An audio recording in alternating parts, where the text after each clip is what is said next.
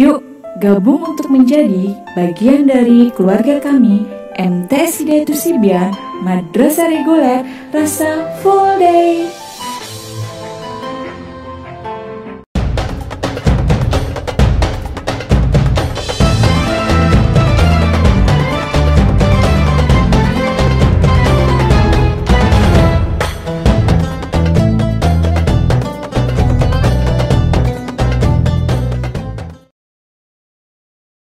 Assalamualaikum warahmatullahi wabarakatuh. Bismillahirrahmanirrahim.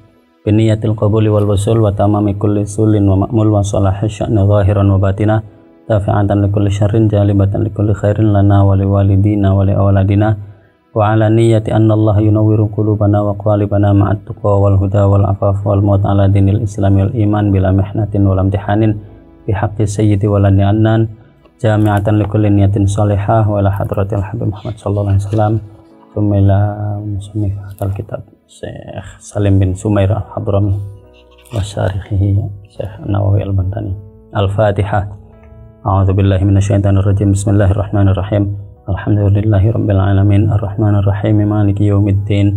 Iyyaka na'budu wa iyyaka nasta'in ihdinas siratal mustaqim. Siratal ladzina an'amta 'alaihim ghairil maghdubi 'alaihim waladdallin. Rabbighfir amin. Bismillahirrahmanirrahim. Faslun furudul wudu'i utawi piro-piro fardune wudu iku sittatun ana 6. Al awwalu utawi kang pertama iku an-niyatu niat. Asani utawi kang kaping loro iku ghuslul wajhi mbasuhi rai. Asalisu utawi kaping telu iku ghuslul yadaini mbasuhi tangan loro ma'al mirfaqaini serta sikute karo. Ar-rabi'u utawi kaping papat iku mashu syai'in ngusap sesuatu minar roksi saking endas. Al-khamisu utawi kaping 5 iku ghuslur rijlaini mbasuh sikil loro ma'al ka'baini serta mata kaki loro atau kiyonge loro ya. As-sadisu utawi kaping 6 iku at-tartibu urut-urut. Bismillahirrahmanirrahim. Sekarang menjelaskan tentang wudhu. Wudhu itu adalah cara menghilangkan hadas kecil.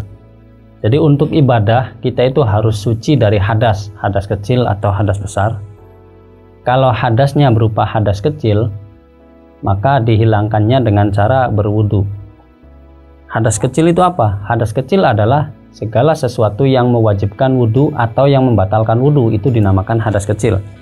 Seperti buang air kecil, buang air besar, atau bersentuhan kulit laki-laki dan perempuan, dan seterusnya yang nanti akan dijelaskan dalam bab mubtilatul wudhu. Fardunya wudhu atau rukunnya wudhu itu ada 6. Yang pertama niat. Niat artinya ketika kita menyiramkan air ke muka, itu memang kita maksudkan atau kita tujukan untuk wudhu. Jadi memahami niat itu harus berangkat dari pemahaman terbalik kalau meminjam istilahnya ini. Saya ke kamar mandi, ke sana itu mau cuci muka atau mau wudhu. Nah, ketika kita air ke muka ini memang kita niatkan wudhu, ya sudah, itu berarti kita sudah niat. Pertama niat, kedua membasuh muka. Nah, niat ini waktunya bersamaan dengan membasuh muka. Artinya ketika air sampai ke muka itu kita memang meniatkannya untuk wudhu, sengaja untuk wudhu, bukan untuk cuci muka, bukan untuk misalnya membersihkan kotoran yang ada di pipi atau apa. Ketika tujuannya untuk sekedar biar seger mukanya, kita bersihkan muka biar berasa seger, yaitu bukan kategori wudhu, tidak bisa dilanjutkan dengan basuh tangan dan seterusnya. Harus memang kita sengaja kita tujukan untuk wudhu. Basuh muka, dan ini muka itu batasannya dari min mana bitis sa'ri, dari sini. Maka ini harus ke basuh ke sini, sampai ke telinga kanan dan kiri, ini harus, dan sampai ke sini. Ini harus terbasuh semua. Kemudian yang kedua, membasuh tangan. Membasuh tangan berikut 2 sampai kedua tangan berikut sikutnya. Jadi ini harus terbasuh semua. Melewati sikut, jangan sampai sikut tapi harus terlewati, karena ada kaidah ma la yatimul wajib illa bih fahuwa wajib. Jadi harus melewati sikut. Dua-duanya wajib dibasuh. Kemudian yang berikutnya, mengusap sebagian kepala. Nah, yang paling utama itu di sini, di ubun-ubun. Awas kalau kita rambutnya panjang, nah kita mengusap rambut saja itu boleh, tapi rambut yang berada di posisi di kepala. Kalau misalnya rambut panjang, terus yang diusap ini rambutnya, itu tidak sah. Atau rambut gondrong ke sini, yang diusap rambutnya yang di sebelah sini, itu tidak boleh. Harus rambut yang ada di wilayah kepala. Yang paling utama adalah di wilayah ubun-ubun. Bagusnya ya seluruhnya diusap. Kemudian membasuh 2 kaki, yang ke-5. Berikut mata kakinya, artinya ini harus terbasuh, mata kakinya harus terbasuh semuanya, tidak boleh hanya di bawah mata kaki.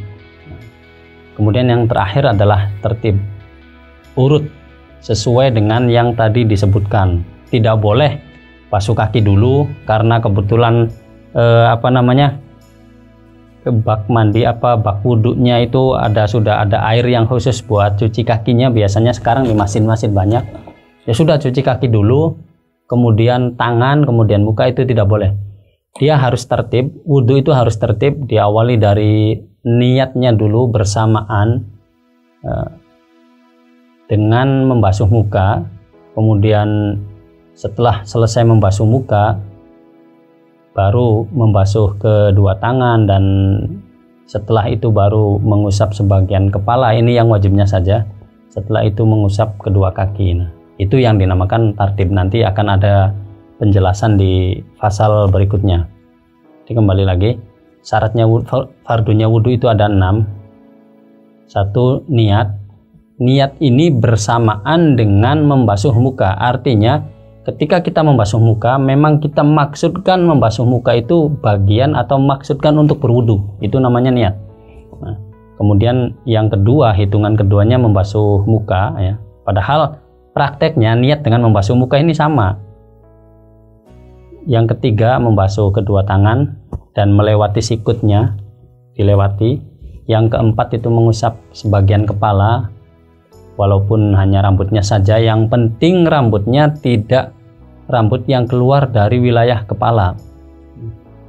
Yang keempatnya, kelimanya membasuh 2 kaki sampai melewati kedua mata kaki. Bagusnya sih sampai lutut, bagusnya, sunnahnya itu. Dan yang keenam, tertib. Itu saja untuk fasal kali ini, mudah-mudahan bermanfaat. Wallahul muwaffiq. Wassalamualaikum warahmatullahi wabarakatuh.